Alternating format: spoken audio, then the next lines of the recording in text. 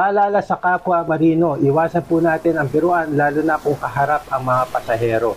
Isang assistant waiter sa isang kilalang cruise line ang nagbahagi sa akin ng kanyang karanasan. Ayon sa kanya, nagkaroon sila ng banggaan ng kanyang waiter at nakaramdam siya ng sakit sa balakang kaya bahagya siyang yumuko. Sa puntong iyon, nagbiro ang kanyang waiter gamit ang isang bote na para bang ipinalo malapit sa kanyang puwetan. Tumawa lamang siya bilang natural na reaksyon. Ngunit may pasaherong bahagi ng LGBT community na nakakita at agad na nagreklamo sa general manager. Ang reklamo ay tungkol sa lewd, sexual and homophobic behavior in front of guests na itinuturing na zero tolerance violation sa Code of Conduct. Dahil dito parehong natanggal sa trabaho ang mga crew members. Paalala, panatilihin ang pagiging professional sa lahat ng oras. Ang sahod ng waiter ay umaabot ng 100 to 200,000 pesos kada buwan, depende sa barko at itinerary. Kaya huwag sayangin ang trabaho ng dahil sa biro.